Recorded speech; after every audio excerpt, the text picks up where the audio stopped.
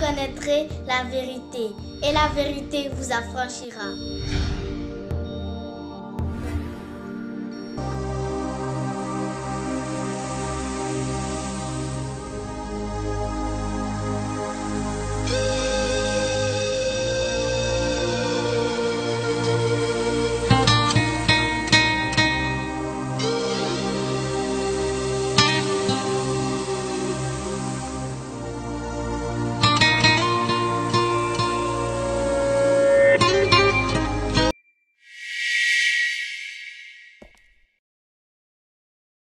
Voilà, chers frères et sœurs, je vous salue dans le nom de notre Seigneur et Sauveur Jésus-Christ.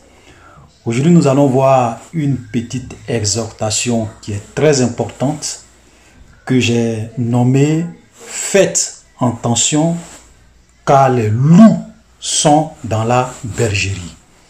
Voilà, et c'est un thème vraiment important, surtout pour les temps dans lesquels nous sommes. Voilà, donc avant d'entrer dans le vif du sujet, je tenais encore à vous informer que nous avons un email, voilà, qui est en bas de la vidéo, donc véritébibliquetv@gmail.com. Donc vous pouvez nous envoyer vos questions, vos préoccupations, parce que nous comptons bientôt faire des séances vidéo où nous allons uniquement que répondre aux questions qui nous seront posées. La deuxième des choses que je voulais préciser, c'est que nous vous invitons, chers frères et sœurs, à partager au maximum, voilà, toutes les vidéos que vous suivez. Si vous avez regardé une vidéo qui vous a marqué, partagez cette vidéo autour de vous pour que d'autres personnes aussi puissent vraiment connaître la vérité et être affranchies. Donc c'est ensemble que nous faisons l'œuvre de Dieu, c'est ensemble que nous travaillons pour le royaume de notre Père, de notre Sauveur qui est Jésus-Christ. Voilà, nous vous invitons également à vous abonner à notre chaîne, voilà, pour que lorsque de nouvelles vidéos sortent, vous soyez déjà alertés. Voilà, soyez bénis. Donc nous allons vraiment, comme je le disais tantôt, voir un thème qui est très important. Les loups sont dans la bergerie. Frères et sœurs, je voudrais vraiment vous supplier. Et j'ai envie de dire, vraiment me mettre en genoux. Voilà, dans les compassions de Jésus, dans les compassions de Christ, à faire beaucoup attention aux églises que vous fréquentez, aux hommes de Dieu que vous écoutez, que ce soit à la télévision, que ce soit sur Internet, que ce soit sur Facebook. Vraiment, je vous en prie, faites beaucoup attention parce que nous sommes dans les temps de la fin. Nous sommes dans les temps de la fin et il y a beaucoup de loups ravisseurs qui sont rentrés dans la bergerie de Dieu. Il y a beaucoup de faux prophètes qui sont rentrés dans la bergerie de Dieu et qui ont comme objectif de séduire le maximum de personnes. Le maximum de personnes. D'ailleurs, pour ceux qui ne l'ont pas encore fait, je vous invite vraiment à aller regarder la vidéo que j'ai faite sur les antichrists dans nos églises. Donc, il y a une vidéo que j'ai déjà faite, les antichrists dans nos églises. Et j'ai fait ça en deux parties. J'ai fait la première partie, j'ai fait aussi la deuxième partie. Voilà, je peux même vous donner les numéros de ces deux vidéos que pour moi vraiment sont vraiment capitales. Il y a la vidéo, voilà, la vidéo numéro 30, voilà la vidéo numéro 30 que j'ai fait sur les pratiques antichrist dans nos églises. Et puis il y a aussi la vidéo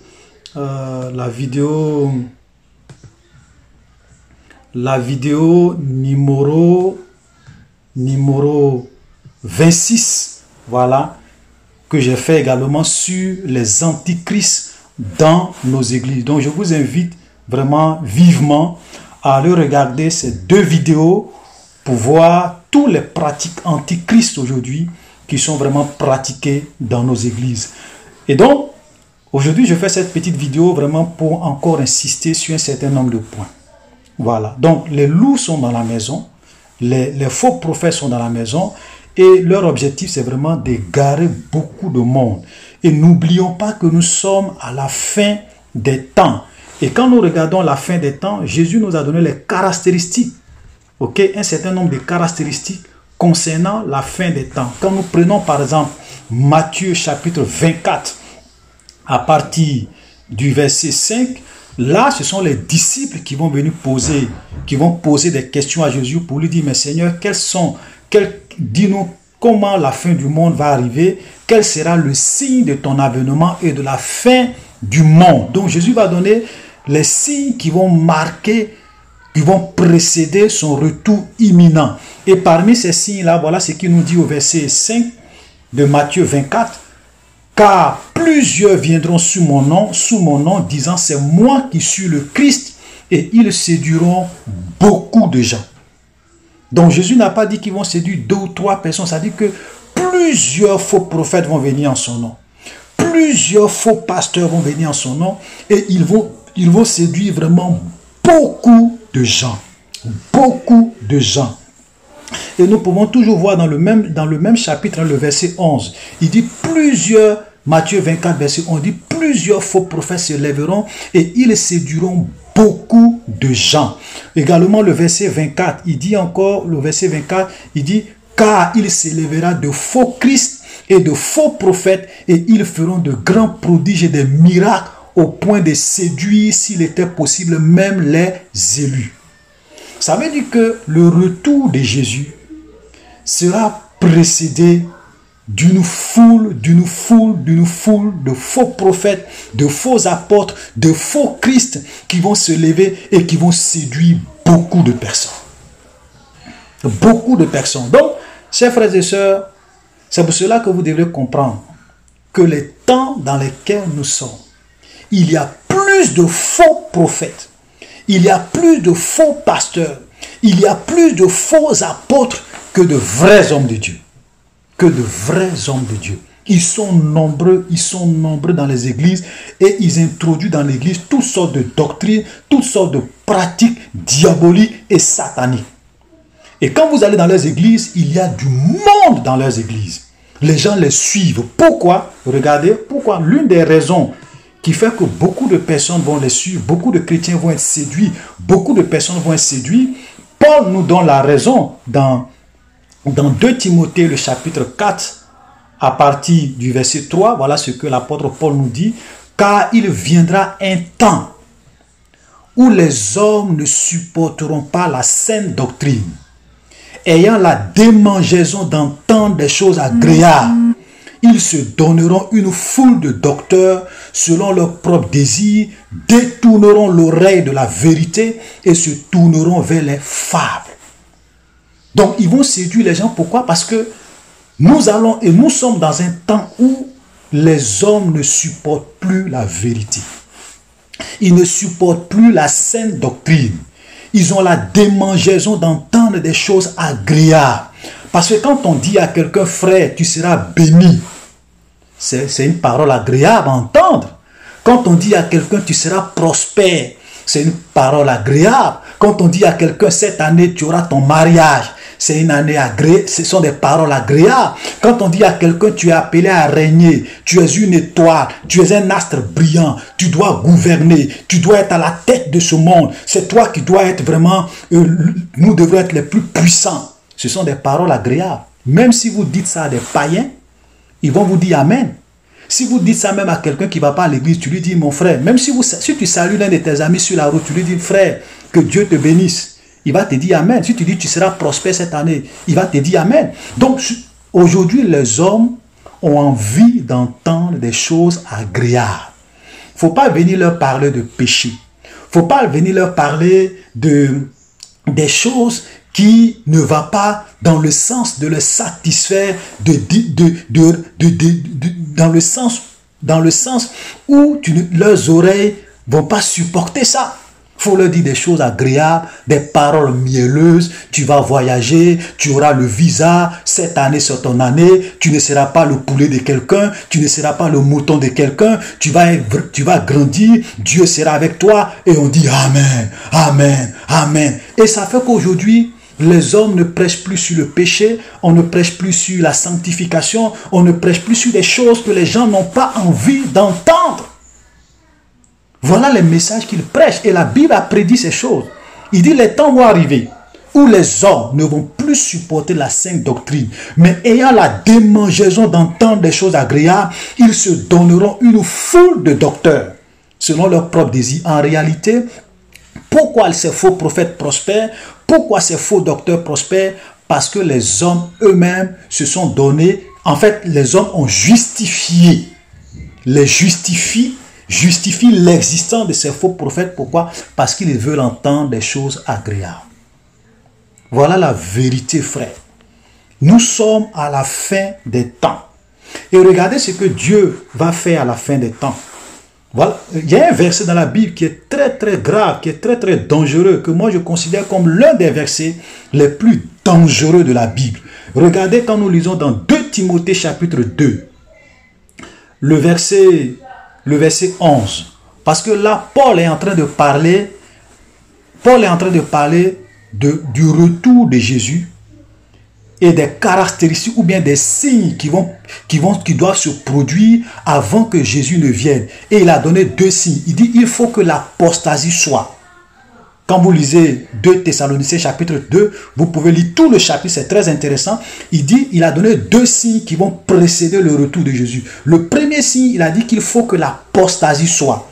Aujourd'hui, nous sommes dans l'apostasie, nous sommes en plein dans l'apostasie. L'Église, aujourd'hui, est majoritairement une église apostate. Apostate, c'est-à-dire que les gens vont à l'église, les gens disent le nom de Jésus, mais en réalité, ils ont abandonné la foi, ils ont abandonné la vérité, ils ne suivent plus Dieu.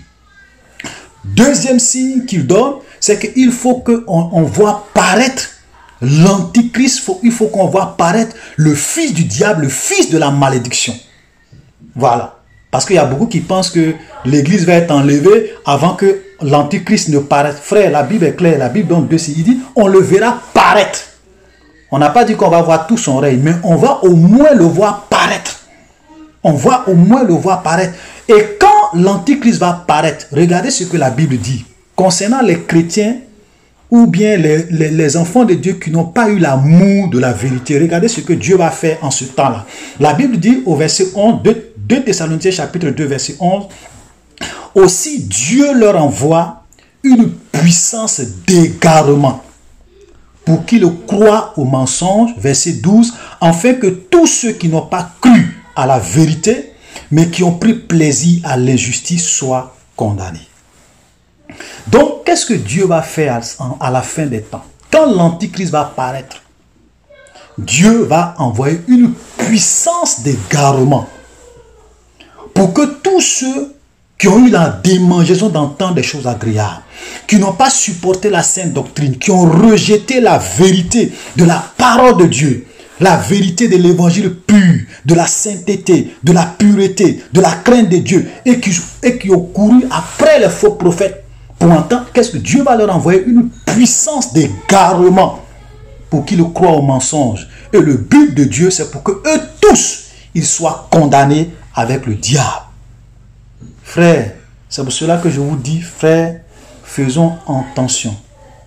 Détournez-vous de ces faux prophètes, détournez-vous de ces manipulateurs, détournez-vous de ces pasteurs qui ne vous disent matin, midi, soir, qui vous disent des choses agréables et qui ne vous prêchent pas la vérité. Détournez-vous d'eux parce que nous sommes dans les temps de la fin.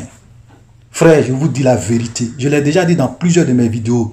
Les années qui viennent, le monde va assister à des bouleversements, à un chamboulement de l'ordre social.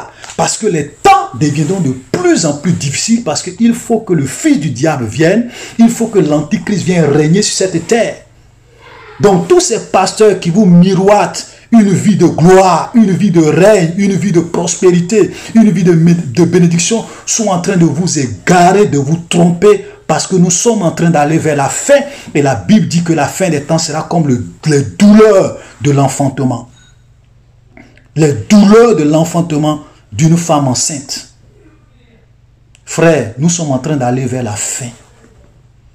Vous qui passez votre temps à parler de prospérité, bénédiction, mariage, ce n'est pas le temps pour ces choses-là. Ce n'est pas le temps.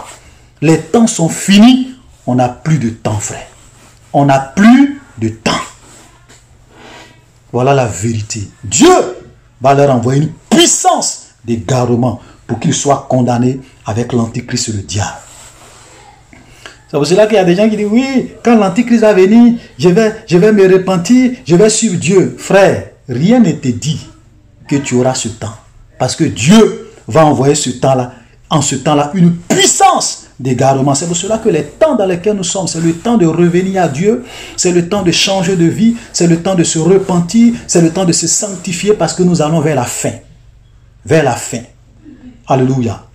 Et vous voyez, ces gens-là, ce sont en fait, ils se sont déguisés en anges de lumière. Ce sont des loups qui ont revêtu des vêtements de brebis. Et nous voyons par exemple dans 2 Corinthiens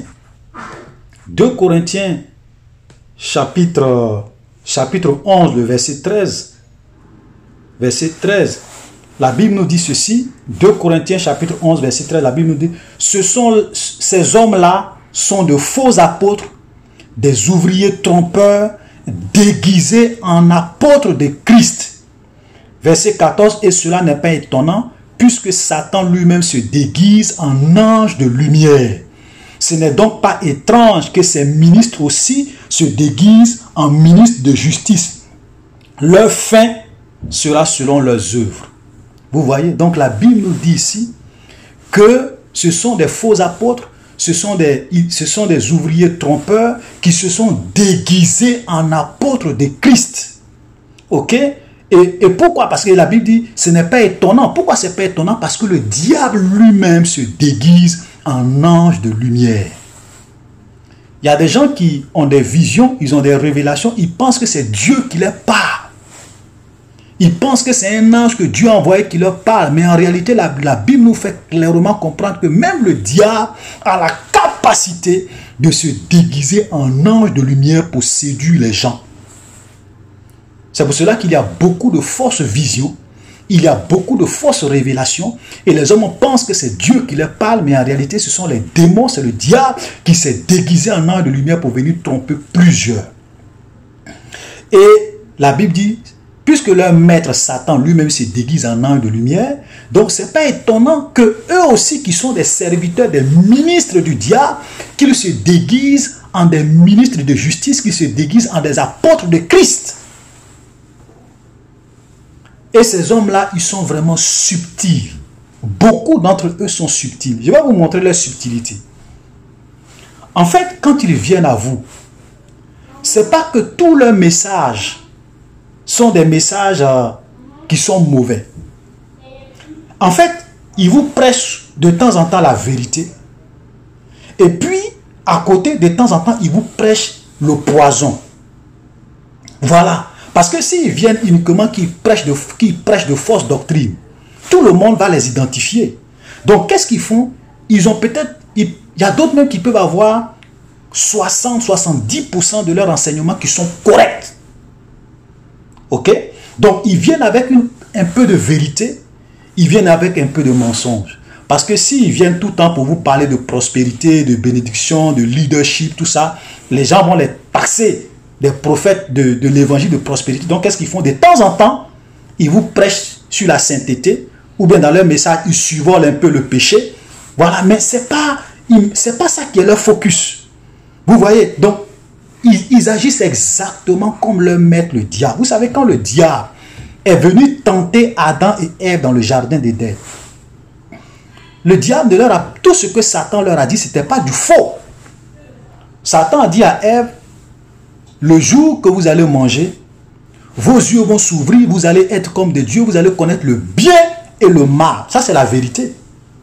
Leurs yeux se sont ouverts, ils ont connu le bien et le mal. Ça, c'est la vérité. Mais le mensonge, c'est quoi? C'est lorsque le diable leur a dit, vous n'allez pas mourir. Alors que Dieu leur avait dit, le jour que vous allez manger, vous allez mourir. Donc, le diable est venu avec une partie de la vérité et une partie du mensonge. Et c'est le mensonge qui va vous tuer, qui va vous détruire à la fin. C'est le mensonge qui tue. et qui détruit à la fin. Voilà, donc, quand vous voulez tuer quelqu'un, vous faites un bon plat de riz, un bon plat de tchèp, un bon plat de foutou. Vous faites un bon plat attirant, vraiment un plat extraordinaire. Et de telle sorte que quand la personne même voit ce plat, la personne aura envie de manger. Mais vous faites quoi? Vous ajoutez quelques gouttes de poison. Et ce sont ces quelques gouttes de poison dans ce plat-là qui va tuer la personne. C'est ce que certains de ces faux prophètes-là font aujourd'hui. C'est-à-dire qu'ils vous envoient un certain nombre de messages vrais, mais ils vous envoient aussi du poison qui vont vous détruire à la fin. Frères et sœurs, faisons beaucoup attention. Nous sommes dans les temps de la fin. Je ne veux pas vraiment être long, c'est une petite vidéo que je voulais faire pour encore vous informer, pour encore vraiment vous dire de faire beaucoup attention. Vous savez, beaucoup d'enfants de Dieu sont prudents quand ils choisissent l'école de leurs enfants. Beaucoup de chrétiens sont prudents quand ils choisissent les hôpitaux où ils vont faire soigner leurs enfants. Mais quand il s'agit du salut de leur âme, ils ne sont pas aussi prudents et exigeants. Vous voyez, c'est-à-dire qu'on est beaucoup prudent, on se dit, bon, il faut que je choisisse la meilleure école pour que mon enfant soit bien éduqué. Même si à côté de ta maison, il y a une école qui enseigne bien, tu préfères aller mettre ton enfant dans une école où tu sais que l'enseignement est de meilleure qualité.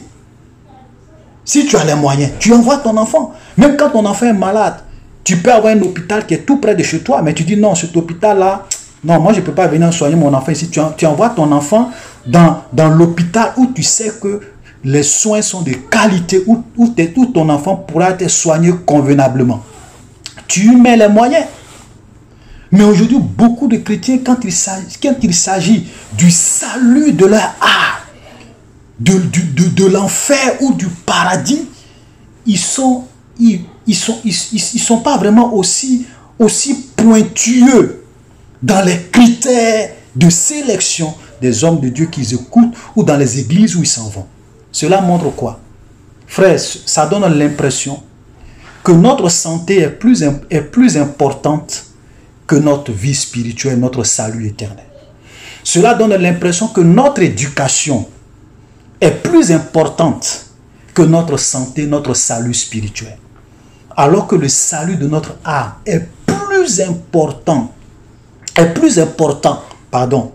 que toute autre chose, que nos études, que notre santé, que tout ce que nous pouvons imaginer, que même notre carrière, notre santé, notre salut spirituel est plus important que ça. Frères et sœurs, je ne veux pas être long. Vous savez, comme je l'ai dit, nous sommes en train d'aller vers la fin. Ceux qui ont des oreilles vont comprendre. Ceux qui ont des yeux vont voir. Ce n'est pas tout le monde. Soyez bénis. Shalom.